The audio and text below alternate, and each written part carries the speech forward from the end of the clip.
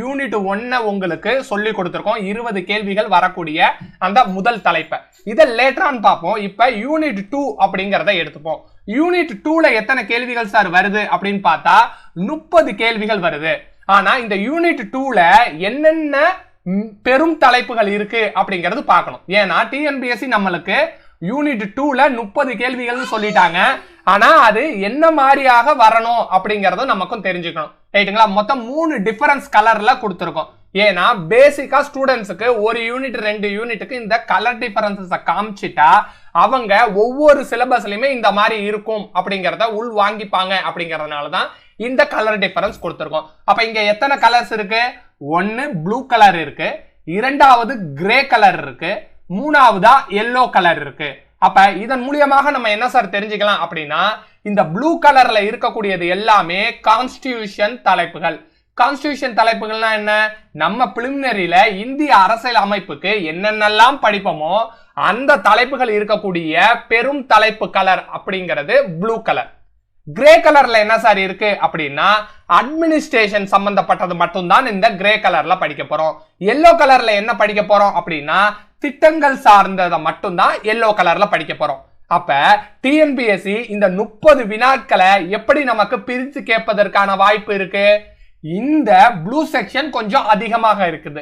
அப்ப blue section அதிகமா இருக்குந்துச்சு அப்படின்னா இதுல ஒரு 15 கேள்விகள் கேட்கலாம். அட்மினிஸ்ட்ரேஷன்ல இருந்து ஒரு 7 கேள்விகள் கேட்கலாம். அது இல்லாம இந்த 3வது ஸ்கீம்ஸ்ல இருந்து ஒரு 8 கேள்விகள் கேட்கலாம். இதை டோட்டல் பண்ணீங்க அப்படின்னா நமக்கு 30 கேள்விகள் கிடைச்சிருது. யூனிட் 2 பொறுத்த வரைக்கும் நமக்கு என்ன தெரிஞ்சிருக்கணும்?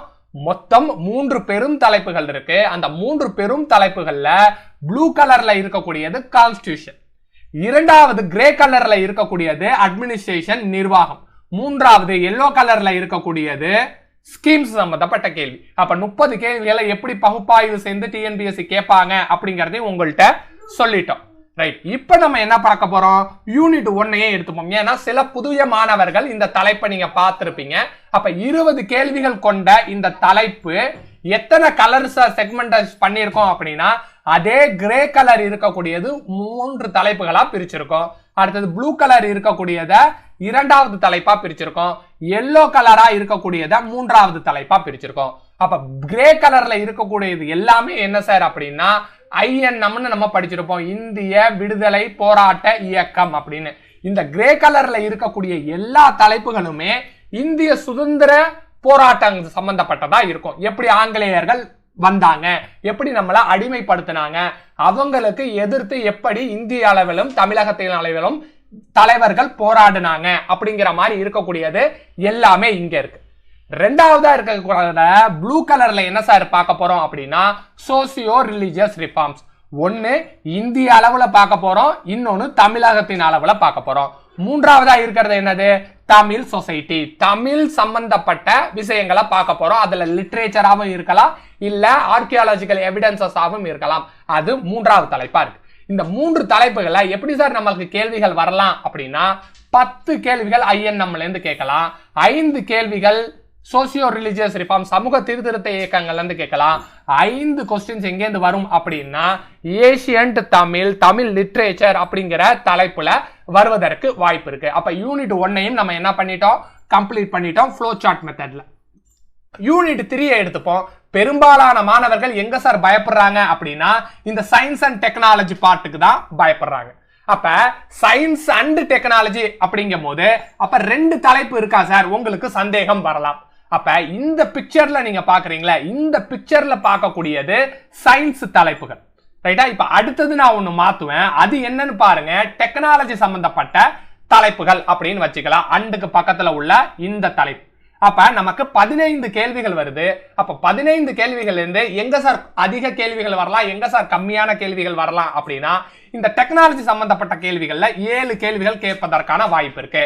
இந்த சயின்ஸ் சம்பந்தப்பட்ட தலைப்புகள்ல 8 கேள்விகள் கேட்பதற்கான வாய்ப்புகள் இருக்கு. ரைட்? இந்த டெக்னாலஜி அப்படிங்கறதுல ஏன் சார் ஒரு கேள்வி நீங்க கம்மியா சொல்றீங்க அப்படின்னு பார்த்தா இந்த சிலபஸ் எதற்கு மட்டும்தான் இருக்கு அப்படின்னா 2Aக்கு மட்டும்தான் இருக்கு. இது 2 மெயின்ஸ்ல கம்மியா தான் கொடுத்திருக்காங்க.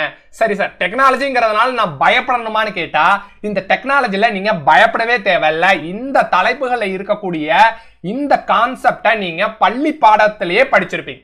ரைட் சார், பள்ளி பாடகத்தில் நான் என்ன சார் படிச்சிருப்பேன், CPU அப்படிங்கறத நீங்க படிச்சிருப்பீங்க, கம்ப்யூட்டரோட ஃபண்டமெண்டல்ஸை படிச்சிருப்பீங்க. இந்த டெக்னாலஜி பார்ட்ல இருக்கக்கூடியது எல்லாமே என்ன சார் அப்படின்னா கம்ப்யூட்டர் டெக்னாலஜி அப்படிங்கிற ஒரே வார்த்தையிலே நம்ம உள்ளடக்கிடலாம். அப்ப கம்ப்யூட்டர் டெக்னாலஜில நமக்கு எத்தனை கேள்விகள் நம்ம எதிர்பார்க்க போறோம், 7 கேள்விகளை எதிர்பார்க்க போறோம். சரிங்க சார், சயின்ஸ் அப்படிங்கறதுல நம்ம என்ன சார் எதிர்பார்க்க போறோம் அப்படிங்கறதையும் நீங்க கேட்கலாம். இந்த சயின்ஸை பொறுத்த வரைக்கும் இந்த வாட்டி நமக்கு என்ன கேட்கல அப்படின்னா பேசிக் சயின்ஸ் கேட்கல. What is element, what is compound, what is acid அப்படிங்கிற மாதிரி கேட்காம எல்லாத்தையுமே எதற்கு கீழே எடுத்துட்டு வந்துட்டாங்க அப்படின்னா அப்ளிகேஷன் அப்படிங்கிறது கீழே எடுத்துட்டு வந்துட்டாங்க. அப்ளிகேஷன்னா என்னது, அதோட பயன்கள் அப்படிங்கிற மாதிரி நமக்கு தெரியும். பாலிமர்னா இந்த பாலிமர் எதுல வந்திருக்கும், கார்பன் காம்போனன்ட், கார்பன் இணைவுகள் அப்படிங்கக்கூடிய தலைப்புல இருக்கக்கூடிய ஒன் ஆஃப் த அப்ளிகேஷன் தான் என்னது அப்படின்னா இந்த பாலிமர் அப்படிங்கறது தெரிஞ்சுக்கணும். ரைட் சார், இங்க எல்லாமே வந்து மெடிக்கல் சம்பந்தப்பட்டதா இருக்கு. இந்த மெடிக்கல் சம்பந்தப்பட்டதெல்லாம் எது கீழே சார் எடுத்துட்டு வந்துட்டாங்க அப்படின்னா பயோடெக்னாலஜி அப்படிங்கிற ஒரு அப்ளிகேஷன் கீழே எடுத்துட்டு வந்துட்டாங்க. பயோடெக்னாலஜி ஒரு அப்ளிகேஷன்னா அந்த பயோடெக்னாலஜி எதுக்கு கீழே சார் நம்ம படிச்சிருப்போம் பிரிலிம்ஸ்ல அப்படின்னு பார்த்தா ஜெனெடிக்ஸ் கீழே படிச்சிருப்பீங்க. ஜெனெடிக்ஸ் அண்ட் ஹெரிடிட்டரி அப்படிங்கிற ஒரு தலைப்பு இருக்கும். அந்த தலைப்புக்கு கீழே வரக்கூடிய அப்ளிகேஷன் பயன்பாட்டு தலைப்பு தான் எதுன்னு பார்த்தா இந்த பயோடெக்னாலஜி. இப்படி ஒன்னொன்னுத்தையுமே நம்ம என்ன பண்ணலாம் அப்படின்னா அதோடைய பெரிய தலைப்பை நீங்க என்ன பண்ணிருப்பீங்க அப்படின்னா பிலிமினரியில ஆல்ரெடி படிச்சிருப்பீங்க. நீங்க பிலிமினரியில படிச்ச அதே தலைப்புக்கு நீங்க அப்ளிகேஷன் ஓரியன்டா படிக்கிறீங்க அப்படின்னா இந்த சயின்ஸ் தலைப்புகளை எல்லாத்தையுமே முடிச்சிடலாம். இந்த விஷயம் உங்களுக்கு 100% புதுமையா தான் இருக்கும் அப்படிங்கிறது எங்களுக்கு தெரியும். அதனால நீங்க சயின்ஸ் அண்ட் டெக்னாலஜில எந்த விதமான பயத்தையும் நீங்க ஏற்படுத்திக்க வேண்டாம். சயின்ஸ் அண்ட் டெக்னாலஜில 2 பகுதிகள் இருக்கு சிலபஸ்ல இருக்கிற மாதிரியே. ஒரு பகுதியில 7 கேள்வி வரப்போகுது. அது எல்லாத்தையுமே நம்ம என்னன்னு பண்ணிடலாம், கம்ப்யூட்டர் டெக்னாலஜி அப்படின்னு பிரிச்சிடலாம். இன்னொன்னு சயின்ஸ் இருக்கு. இந்த சயின்ஸ்ங்கிறது என்ன சார் அப்படின்னா பிரிலிம்ஸ்ல இதோட கோர் கான்செப்ட்ஸ் நீங்க படிச்சிருவீங்க. அந்த கோர் கான்செப்ட்ஸ்க்கு எதெல்லாம் அப்ளிகேஷனா இருக்கோ அது எல்லாத்தையும் எங்க நம்ம பார்க்க போறோம் அப்படின்னா இந்த சயின்ஸ்ங்கிற தலைப்புல பார்க்க போறோம். அப்ப யூனிட் 4ல என்ன சார் இருக்கு அப்படின்னா வெறும் திட்டங்கள் மட்டும்தான் இருக்கு. ஸ்கீம்ஸை மட்டும் நம்ம தெளிவாக படிச்சுட்டோம் அப்படின்னா இந்த தலைப்புல இருந்து வரக்கூடிய 20 கேள்விகள்ல 15 கேள்விகள் ஸ்கீம்ஸா தான் இருக்கும் அப்படிங்கிறது நம்மளுடைய கான்செப்ட்.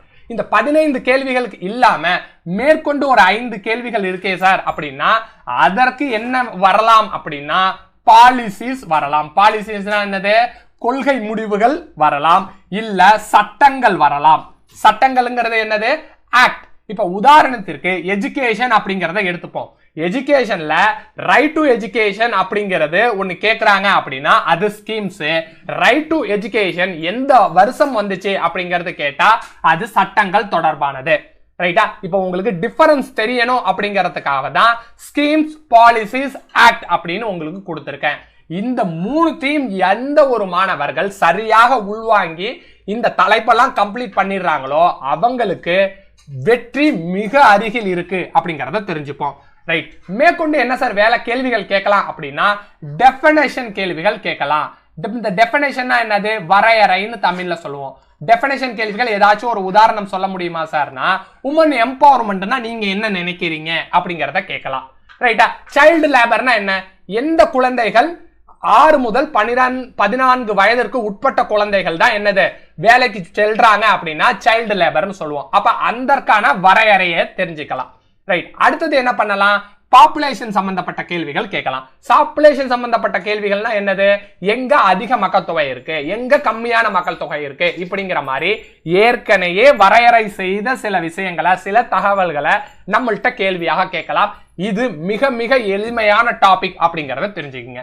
ரைட், யூனிட் 5 பொறுத்த வரைக்கும் என்ன சார் இருக்கு அப்படின்னா என்விரான்மெண்ட் அப்படின்னு ஒரு தலைப்பு இருக்கு. அது இல்லாம ஜியோகிராபி அப்படிங்கிற ஒரு தலைப்பு இருக்கு. ஜியோகிராபிய மீண்டும் சொல்லிக்கிறோம், நீங்க 6 முதல் 12ஆம் வகுப்பு வரை இருக்கக்கூடிய பாடத்திட்டங்களை எங்க படிச்சிருக்க மாட்டீங்க அப்படின்னா பிலிமினரிக்கு படிச்சிருக்கவே மாட்டீங்க. இத அடித்து சொல்லலாம். அப்ப நம்ம என்ன சார் பண்ண வேண்டியது இருக்கு, வெறும் 10ஆம் வகுப்புல இருக்கக்கூடிய 4 தலைப்புகளை மட்டும்தான் நான் படிச்சு வச்சிருக்கேன், அதை வச்சுக்கிட்டு இதை மேனேஜ் பண்ணிடலாமான்னு கேட்டா இப்போ உங்களுக்கு சொல்லிக்கிறேன், அதை வச்சுக்கிட்டு மேனேஜ் பண்ண முடியாது. அப்ப 6 முதல் 12ஆம் வகுப்புல நமக்கு பேசிக்கான சில டேட்டாஸ் இருக்கு.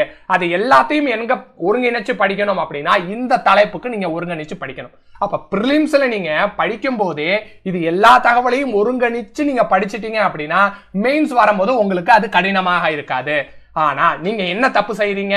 ஜியோகிராஃபின்னு எடுத்துக்கிட்டாலே வெறும் 10வது சம்பந்தப்பட்ட அந்த 4 லெசன்ஸை படிச்சுட்டு தேர்வுக்கு போறீங்க. இந்த வாட்டி குரூப் 4ல கூட என்ன பண்ணிட்டாங்க அப்படின்னா அதிலிருந்து கேள்விகள் கேட்காம ட்விஸ்ட் பண்ணி கேட்டுட்டாங்க. இந்த தலைப்புகள் எல்லாமே நீங்க முன்னாடியே படிச்ச மாதிரி இருக்கும். இருந்தாலும் என்ன பண்ணணும்?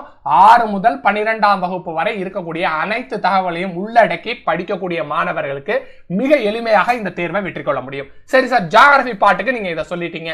என்விரான்மெண்ட்னு ஒரு பார்ட் இருக்கு, அதற்கு என்ன சார் செய்யணும் அப்படின்னா என்விரான்மெண்ட் பார்ட்டை பார்த்து நீங்க கவலையே படாதீங்க. பிலிமினரில எங்க சார் படிப்போம்? இதற்கான தலைப்புகள்லாம் எங்க இருக்கு அப்படின்னு பார்த்தா ஒன்னு யூனிட் 1 அப்படின்னு சொல்லக்கூடிய சயின்ஸ்ல இந்த தலைப்புகள் இருக்கு. ரைட், நான் அங்க கூட படிக்கல, வேற எங்க சார் படிப்பேன் அப்படின்னு பார்த்தா யூனிட் 3ல என்விரான்மெண்ட் அப்படின்னு ஒரு தலைப்பு இருக்கு, அங்க நீங்க படிக்கலாம். சரி சார், அங்கேயும் படிக்கல சார் நான். யூனிட் 9ல எக்கனாமிக் அண்ட் ஜியோகிராபி கான்செப்டா ஒரு தலைப்பு இருக்கு, அந்த தலைப்புல கூட நீங்க என்ன பண்ணலாம்? இத படிக்கலாம். சரி சார், நான் பிரிலிம்ஸ்ல இதெல்லாம் படிச்சதே இல்லை சார், எனக்கு யாருமே இதை சொல்லி கொடுக்கல அப்படின்னா நீங்க கவலை விடுங்க. நம்மளுடைய பேட்ச்ல என்ன பண்ண போறோம் அப்படின்னா இந்த தகவல் அனைத்தையுமே நம்ம உங்களுக்கு சொல்லிக் கொடுக்க போறோம். நம்ம சொல்லிக் கொடுக்கக்கூடிய பேட்ச் என்ன சார் அப்படின்னா பிரிலிம்ஸையும் மெயின்ஸையும் ஒரே ஆங்கிள் படிக்கணும். ஒரு நாள் ஒரு தலைப்பு ஒரு தேர்வு, அந்த ஒரு தேர்வும் தேர்வு நோக்கில் 100% இருந்துச்சு அப்படின்னா 70 நாள்ல உங்களால சிலபஸை கம்ப்ளீட் பண்ண முடியும். ஒரு கவர்மெண்ட் பதவியை உங்களுக்கு சொந்தமாக்கி கொள்ள முடியும். You all the best. Thank you to all.